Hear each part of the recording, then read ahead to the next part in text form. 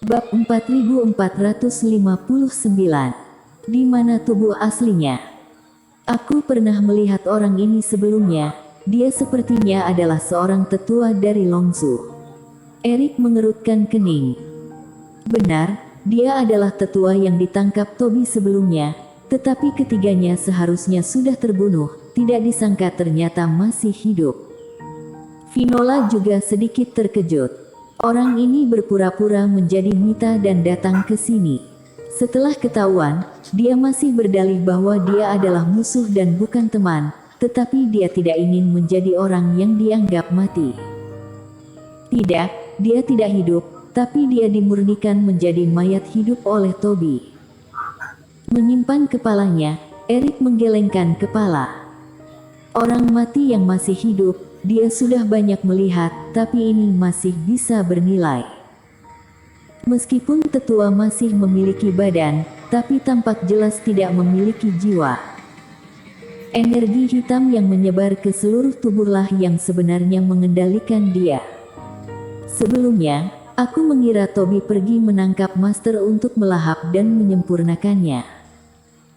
Sekarang sepertinya lebih seperti keberadaan untuk pemurnian beberapa bayi ajaib. Penyamaran orang ini sangat sempurna. Jika bukan kamu mengingatkan aku, dan memeriksanya lebih lanjut, aku bahkan tidak akan menyadari perbedaan antara dia dan Tuan Istana Yan, Vinola berkata. Erik juga memiliki perasaan ketakutan yang berkepanjangan. Dia tidak memiliki kebiasaan menggunakan teknik mata ajaib untuk mendeteksi orangnya sendiri. Bahkan di tanah berbahaya ini, dia merasa nada suara Mita sedikit berbeda dan dia juga tidak menemukan terlalu banyak masalah. Intinya adalah berhati-hati. Sampai orang ini mengungkapkan rahasianya lagi dan lagi, barulah dikonfirmasi. Ini cukup menunjukkan betapa tirani metode ilusi ini. Bahkan kultivator dua kegagalan teratas seperti Vinola, tanpa kontak lebih lanjut, sulit untuk menemukan perbedaannya dalam waktu singkat. Hati Erik tiba-tiba tergerak. Jika Mita yang ditemui adalah mayat hidup yang disempurnakan oleh Tobi, lalu bisakah Tobi yang dia temui sebelumnya juga begitu? Lagi pula, dari iblis monster, Tobi pasti sudah tahu ada penyergapan. Tapi orang ini masih muncul, iblis monster tidak bisa berbuat apa-apa terhadap para kultivator. Jadi sekarang, mungkinkah Tobi yang asli menyergap Yudhira dan yang lainnya di suatu tempat? Jika demikian, Yudhira dan yang lainnya akan berada dalam bahaya. Tunggu, tidak, sepertinya aku melewatkan beberapa detail. Dia berencana untuk segera pergi, tetapi hati Erik tiba-tiba berdebar-debar. Selain itu, dia merasa seolah-olah dia telah mengabaikan sesuatu, tetapi untuk sementara, dia tidak tahu apa itu. Ada orang ke sini lagi. Saat Erik tenggelam dalam pikirannya, Vinola tiba-tiba menoleh. Di kejauhan, beberapa sosok berlari kencang menuju. Erik, Vinola, apakah kalian baik-baik saja? Kali ini, pengunjung berubah dari Mita sendirian menjadi sekelompok kultivator Qingzu. Para teman seiman, tolong henti dulu. Tuan Istana Yan, bisa tidak kamu tunjukkan kepadaku pin rambut berumbai biru yang aku berikan kemarin lusa? Vinola mengerutkan kening, memegang pedang untuk menghentikan para kultivator, lalu berbicara dengan hati-hati. Vinola, pin rambut yang kamu berikan padaku warna hijau dan waktunya bukan kemarin lusa, ada apa denganmu? Mita bingung, menggelengkan kepala dan mengeluarkan jepit rambut giok. Tetua Di, aku pernah membunuh monster iblis bersamamu sebelumnya, apa karakteristik terbesar dari orang itu? Vinola bertanya lagi. Mutasi darah beruang salju dan ahli dalam metode api, tetapi tidak bisa menahan udara beku. Tetua ditercengang, lalu berkata. Setelah mengajukan beberapa pertanyaan lagi, Vinola merasa lega. Meskipun mayat hidup Tobi dapat dengan sempurna meniru aura orang samarannya, tapi tidak mungkin bisa mengetahui semuanya dalam waktu sesingkat itu. Maaf, orang-orang Toby menyamar jadi tuan istana Yan untuk mendekati kami tadi. Metodenya sangat halus, jadi aku harus berhati-hati. Finola menyimpan pedang abadi. Toby mengirim anak buahnya untuk menyerang kalian. Tetua Di juga terkejut. Finola menjelaskan seluk-beluknya. Mita dan lainnya juga menjadi serius. Tujuan kedatangan mereka sama dengan orang samaran itu. Mereka mendengar keributan besar di sini dan mengkhawatirkan keselamatan Erik mereka berdua, jadi mereka mengirim beberapa orang kemari. Tidak disangka akan menjadi seperti ini. Tidak diduga, Yudhira menggunakan kami sebagai umpan untuk menyerang Toby, tetapi Toby malah menyerang mereka. Tetua Di menghela nafas. Tunggu, serangan diam-diam.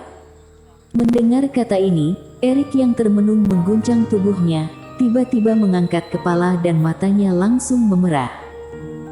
Bocah Qin, ada apa denganmu? Erik membuat langkah besar yang mengejutkan Tetua Di. Aku mengerti. Orang itu bukan Toby, Toby yang asli tidak ada di pihak Yudhira, kita semua telah tertipu. Erik buru-buru berkata. Erik, apa yang kamu bicarakan? Bagaimana kita bisa ditipu? Semua orang menoleh. Target sebenarnya Toby bukan Yudhira, tapi Pulau Emas. Swah. Mata Erik dingin, seolah tidak punya waktu untuk menjelaskan. Aura di sekelilingnya meledak dalam sekejap, melesat ke langit jauh seperti anak panah yang lepas dari talinya. Toby pergi ke Pulau Emas. Mendengar kalimat ini, semua orang terkejut. Dengan begitu banyak orang keluar untuk mengepung Toby, sekarang di Pulau Emas, hanya ada sedikit kultivator yang tersisa. Apalagi kebanyakan dari mereka sangat lemah. Dengan kekuatan Toby, jika kedua belah pihak bertemu, pasti akan ditekan. Sebagian besar pulau ditempati oleh kultivator Kinzukami, jika Toby ada di pulau itu. Tetua Di menjadi cemas dalam sekejap. Selama Toby mau, Deviena, Revian dan lainnya pasti tidak akan bisa menghentikan Toby.